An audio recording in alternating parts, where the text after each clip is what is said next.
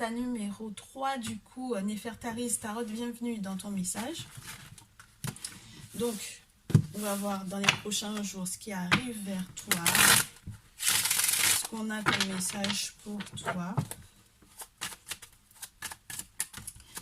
Et on est parti tout de suite. On demande bien entendu l'aide, le support et l'inspiration de tous ceux et toutes celles qui ont béni les jeux, de tous ceux et toutes celles qui sont autour. Ta numéro 3 est ta Néfertaris. Donc du coup, il y a quelque chose qui se clôture plutôt favorablement par rapport à ta vie sentimentale. Tu as été précédemment très déçu, tu t'es peut-être beaucoup battu pour pouvoir faire fonctionner peut-être de précédentes relations. Il semble que tu sois très proactif ou très réactif en ce qui concerne les questions de cœur.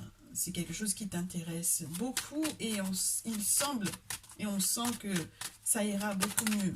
Alors, on va voir. Bon. En tout cas, il y a quelque chose qui arrive par rapport à cette relation sentimentale, par rapport au couple. J'ai le sentiment que, en fait, dans le 10 de bâton plus le 4 d'épée qui tombe dessus, oh là là. Alors, je te disais au départ, il y a quelque chose qui se clôture favorablement. Si tu te hâtes suffisamment pour pouvoir le protéger, en fait.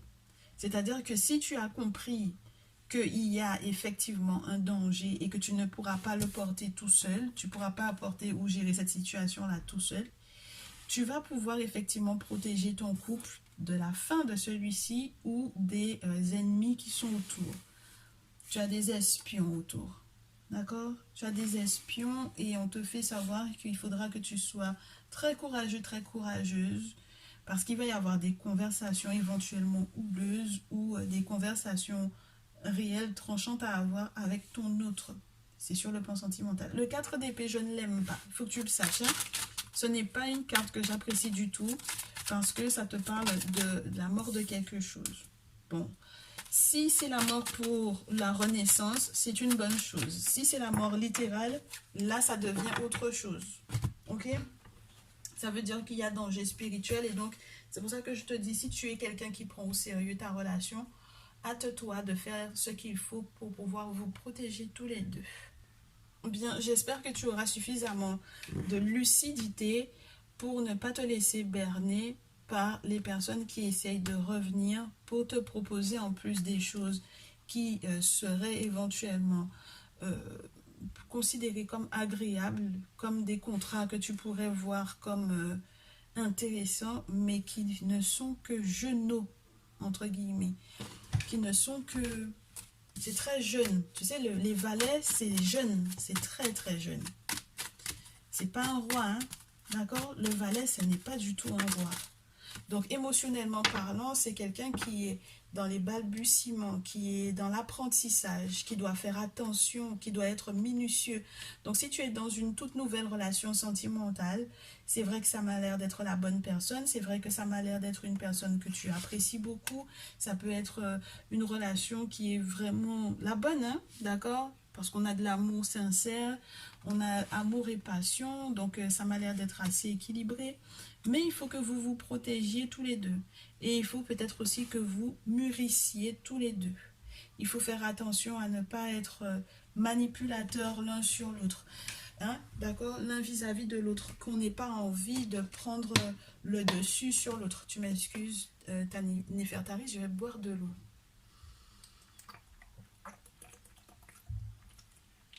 Il faut faire attention à ça. D'accord? On a des jeux de pouvoir pour moi ici qui sont assez importants. Et donc, du coup, c'est peut-être pour ça qu'on te prévient que dans votre entourage à tous les deux, il y a peut-être plusieurs prétendants ou plusieurs prétendantes ou des ex qui essayent de revenir. Et j'espère que vous aurez tous les deux la lucidité de ne pas les laisser rentrer dans votre vie de nouveau.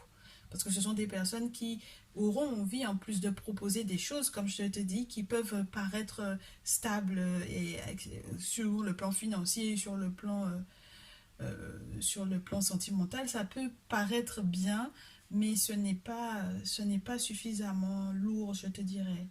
Et ce n'est pas suffisamment sincère. Ce n'est pas suffisamment sincère.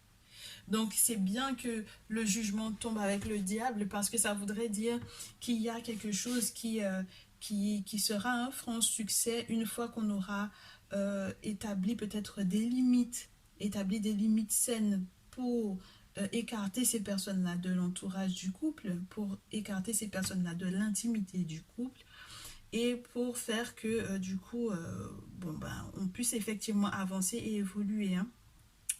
Avec la carte du jugement, on a une transition intéressante parce qu'on arrive à se remettre en question. Donc on connaît ses responsabilités, on admet ses responsabilités, on admet ses torts dans les relations et puis on admet sa responsabilité de protection de l'autre. Donc ça veut dire qu'on, de son côté à soi, on ne laisse pas n'importe qui s'insérer dans le couple et on laisse à l'autre la responsabilité de son côté aussi de fermer les portes, tu vois, pour que personne ne s'insère, hein, dans le foyer. Ok? Si tu n'es pas du tout en couple, il est question peut-être d'une future relation.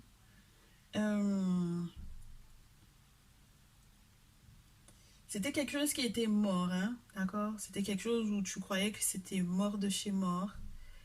Et moi, je te dirais, fais vraiment, vraiment attention à qui tu vas accueillir, en fait, dans ton intimité. Parce que ça peut être très basé sur le désir sexuel, en fait. Essentiellement. C'est essentiellement sexuel. D'accord? Donc, fais attention à toi. Fais une guidance sentimentale s'il le faut. Si tu as plusieurs prétendants ou plusieurs prétendantes, pour qu'on puisse analyser la situation telle qu'elle est réellement. Ok? Mais je pense que tu es du genre à te remettre en question. Et c'est une très bonne chose parce que tu sois en couple ou non, tu sauras faire la part des choses. Tu sauras reconnaître tes torts, reconnaître ta responsabilité. Et lorsque spirituellement parlant, il y aura des travaux à faire pour pouvoir être protégé, tu sauras aussi faire ce qu'il faut. Et ça, c'est une bonne chose. Ta numéro, Néfertarise Tarot. Bien, alors, on se termine du coup avec un petit lâcher-prise pour le Néfertarise. Ouais, dans les prochains jours, on te dit que du coup, tu es censé faire confiance au spirituel. Faire confiance aux divinités qui ont déjà peut-être été invoquées dans ton cas par un gardien ou une gardienne, une prêtresse de la tradition, une personne qui t'a fait des travaux. Et c'est ce qui va te permettre d'être en paix. D'accord? Intérieurement, tu vas pouvoir être tranquille. Donc du coup, grâce au fait que tu fasses confiance au monde spirituel et que tu leur laisses le choix de s'occuper de ton cas, de ta situation, ça veut dire que tu acceptes aussi quand ils font les choses, chaque chose en son temps, d'accord? Donc ça veut dire que tu fais preuve de patience. Et puis, il y a aussi le côté, les ressentiments, la rancune que tu laisses derrière toi. Parce que tu sais qu'ils ont pris la charge de peut-être de faire justice pour toi ou de faire vengeance pour toi, en fait, tu vois. Parce qu'eux, ils connaissent les tenants et les aboutissants d'une situation. Ils savent qui a raison ou qui a tort. Et si jamais il y a entre guillemets, une rectification à faire, s'il y a un jugement à porter, s'il y a des claques à donner, ils sauront, en fait, d'accord? Donc, c'est pas à toi de porter ça sur tes épaules. Ouais. Et puis, ça peut être complexe dans ta situation. Je te disais, fais attention à ne pas être... fais attention au jeu de pouvoir. Mais c'est vraiment ça. C'est-à-dire que il ne faut pas que tu inverses les rôles. C'est-à-dire que si c'est toi qui as été quelqu'un qui a voulu contrôler une personne, consciemment, inconsciemment ou spirituellement, il ne faut pas que tu sois dans la rancœur. Il faut pas que tu sois dans la rancœur, hein. Tu peux pas te permettre d'être dans la rancœur. D'accord? C'est-à-dire que les retombées de la situation, le jugement là qu'on avait tout à l'heure, ce qui va tomber par la suite, il faut que tu te rendes compte qu'il y a des retombées spirituelles si jamais par exemple tu es trop dans le contrôle. D'accord? Le contrôle, ça peut être aussi la manipulation, hein. Même si c'est juste faire du chantage à quelqu'un, c'est pas une bonne chose. Ok? Donc, fais attention à prends tes responsabilités, fais attention à ce que tu fais lorsqu'il est question de, de ta vie sentimentale. Et je te répète à nouveau, il vaut mieux que tu laisses le spirituel trancher en fait.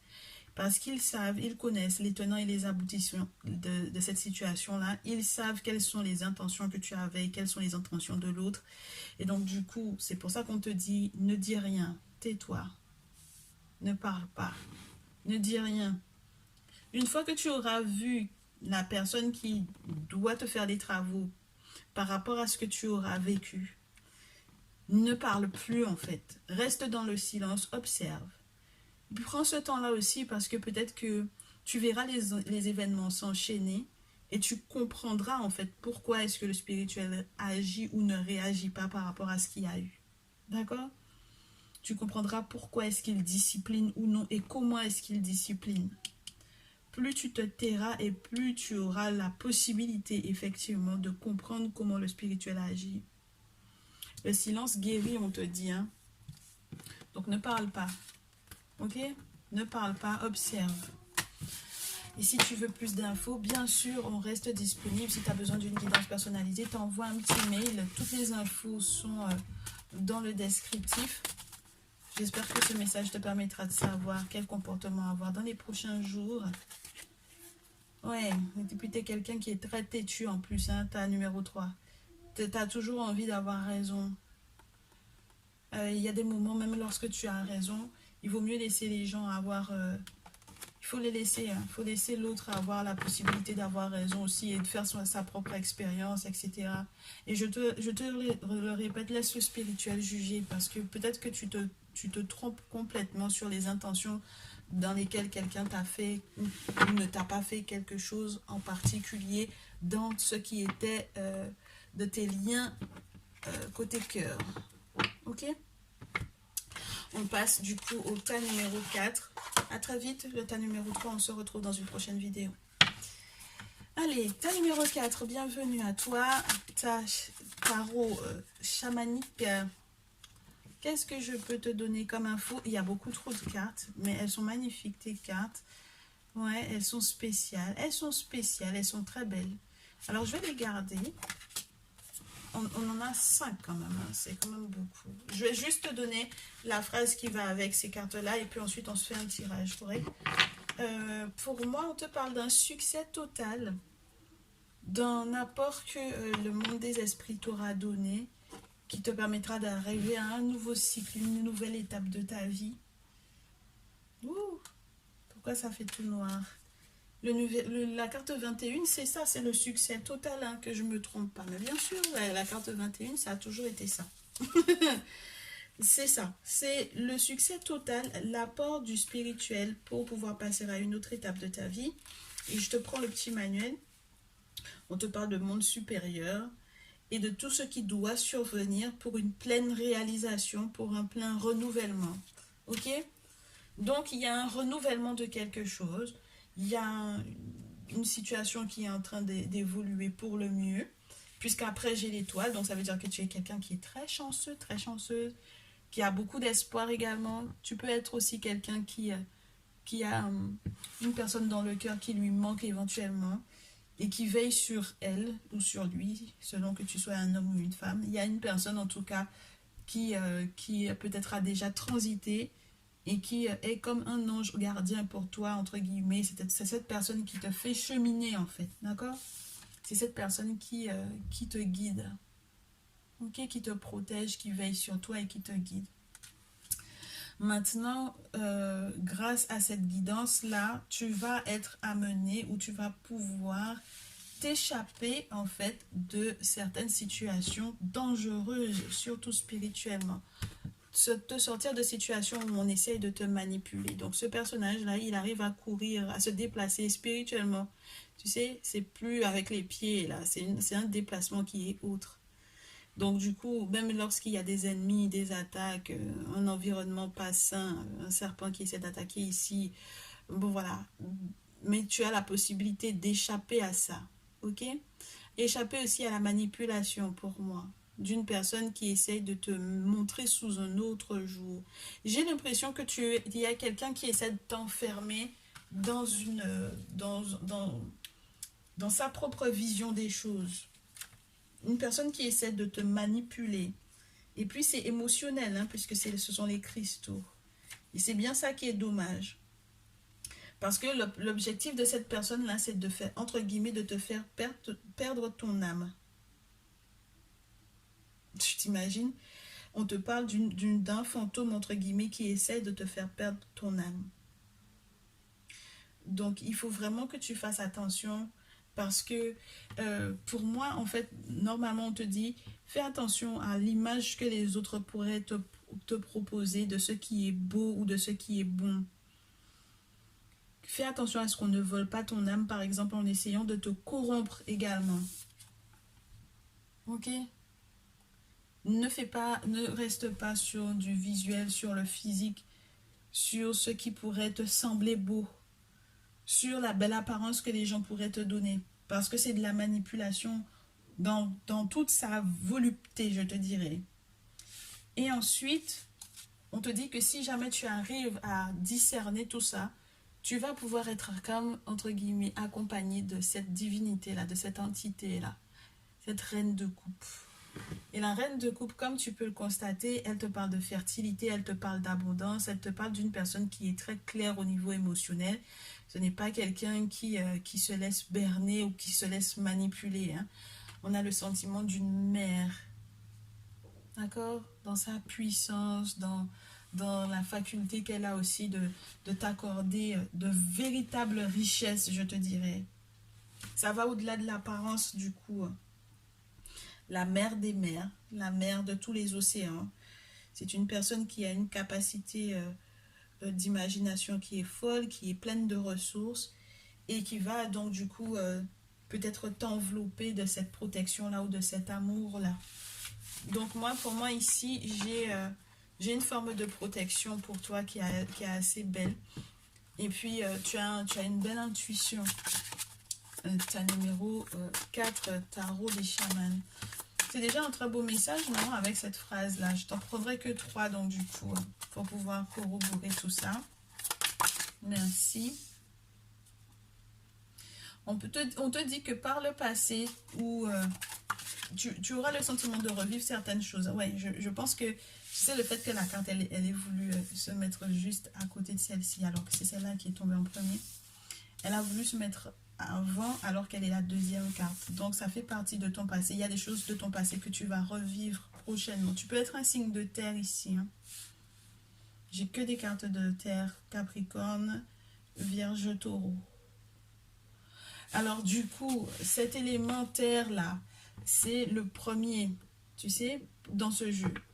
C'est le départ, le démarrage de quelque chose, de ton cheminement spirituel.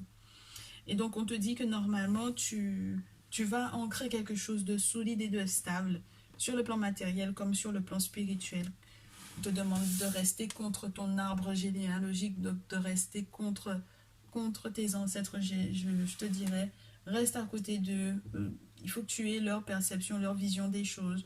Donc, lorsque tu n'es pas toi-même un initié, vois les initiés, vois les personnes qui ont été choisies pour pouvoir effectivement te guider. Mais normalement, il y a de très bonnes nouvelles sur le plan matériel pour toi. Quelque chose de stable, quelque chose d'équitable aussi, puisque c'est du 6 de denier.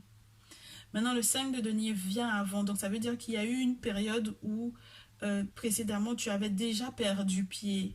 Et tu auras peut-être le sentiment à nouveau de perdre pied. Mais c'est les gens qui sont autour qui veulent que tu perdes pied. À nouveau. Hein. Donc, je te le répète à nouveau. Ne te laisse pas perturber. Ne te laisse pas berner. Hein. Le 5 de denier dans les cartes naturelles des tarots, on te parle de perte de petits sous ou de gros sous. Tu vois? Donc, c'est le sentiment qu'il y a des références qui vont effectivement complètement peut-être tomber. Il y a des pertes de références. Il faut que tu restes contre tes ancêtres. Je reste dans cette idée-là. Reste contre l'arbre de tes ancêtres. D'accord? Je suppose que l'image te parlera. Reste proche de leur vision des choses. Reste proche de tes racines. Reste proche de ta tradition. C'est ce qui va te permettre de ne pas perdre en vitesse. D'accord? Et de ne pas te retrouver en effondrement en fait. Hein? Et j'ai le sentiment que du coup, tu arrives peu à voir qui sont tes alliés ou ouais, tu as du mal à comprendre qui sont tes alliés, mais ça veut dire aussi que tu as du mal à observer et à discerner qui ne sont pas tes alliés. Les gens autour ont envie que tu chutes, tu vois, que tu perdes pied littéralement et que tu ne saches plus à qui te fier et vers qui tu peux aller pour pouvoir être revigoré ou solidifié ou qu'on puisse te donner une bonne adresse par exemple lorsqu'il s'agit de rituels et de cérémonies à effectuer. Et moi, je trouve que c'est un beau cheminement parce qu'une fois que tu as pris conscience de ça, tu peux t'élever en fait au-dessus de la masse. Tu peux prendre conscience en fait. Là, tu as une masse totalement inconsciente, totalement manipulée. Tu peux sortir de la manipulation, tu peux sortir de cette période d'effondrement qui a déjà été vécue précédemment et où on veut te remettre en même temps dans les mêmes choses. Le disque de tambour, c'est très très beau, hein. C'est des festivités, c'est une prise de conscience. Et puis le fait que la prise de conscience te libère, c'est la danse de la vie. Donc c'est de nouvelles perspectives en fait, hein, de nouvelles suggestions qui te seront faites et qui vont te permettre de sortir de la manière dont le commun des mortels voit la vie. Avec une vision très certainement un petit peu plus spirituelle, n'est-ce pas? Voilà.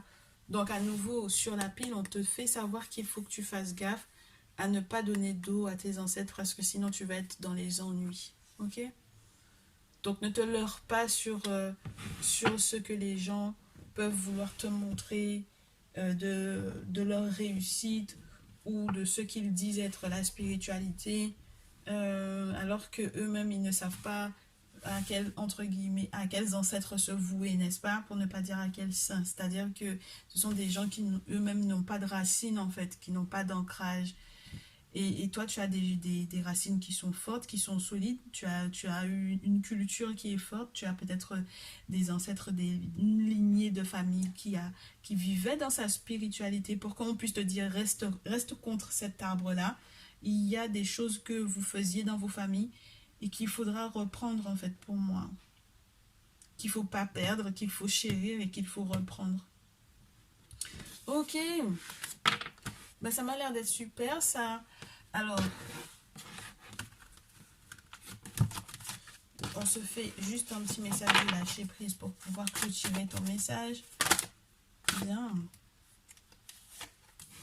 Tu as une intuition forte et il faut que tu fasses avec ton ressenti. Il faut que tu fasses avec ton ressenti. Il faut que tu acceptes pour moi la spiritualité de tes ancêtres parce que c'est uniquement comme ça que tu vas être dans ton plein pouvoir. Ok? Où tu vas pouvoir rugir comme un lion, comme une lionne, quand tu vas pouvoir maîtriser certaines choses. Nous avons des forces que nos ancêtres invoquaient qui étaient juste phénoménales et du coup en leur donnant d'eau, on perd toute notre force en fait. Hein? D'accord? Eh bien tiens donc, j'ai à nouveau deux cartes qui sont tombées aussi. Je ne sais plus si c'était le tas 2 ou tas 1. Mais on te parle d'accepter aussi de voir les choses de manière plus légère, sans dramatiser la chose. Parce que plus tu dramatises et moins tu as une vision claire de ce qui se passe, de ce qui se joue. Plus tu n'écoutes pas suffisamment ton intuition, plus tu es entre guillemets dans quelque chose qui n'est pas réel, tu vois. Donc, pour que ton pouvoir puisse effectivement revenir, il faut que tu sois hors du drame que le monde te propose, entre guillemets. D'accord? Hors de l'exagération qui ferait plus appel à tes émotions qu'à ton sens critique ou à ton sens pratique. Et puis, voilà, nos ancêtres, ils étaient dans la réalité, hein, d'accord? Quand ils avaient une difficulté, ils savaient vers qui se tourner, vers qui aller. Voilà, ils étaient dans leur spiritualité. Et surtout, toi, on te parle de ta lignée. Comme ça, c'est que il faut vraiment que tu sois dans ta réalité. Ta numéro 4. J'espère que ce message te fera du bien. Très cher Camille, qui a décidé de choisir le tas du tarot des chamans. On se retrouve dans une prochaine vidéo. Tu me diras dans les commentaires si ça te parle ou non. Dans tous les cas, prends le temps d'observer puisque ce sont des prédictions. On est toujours un petit peu en avance. On se retrouve prochainement dans une suite de vidéos, très certainement peut-être un message intemporel. Et puis je te dis à très vite.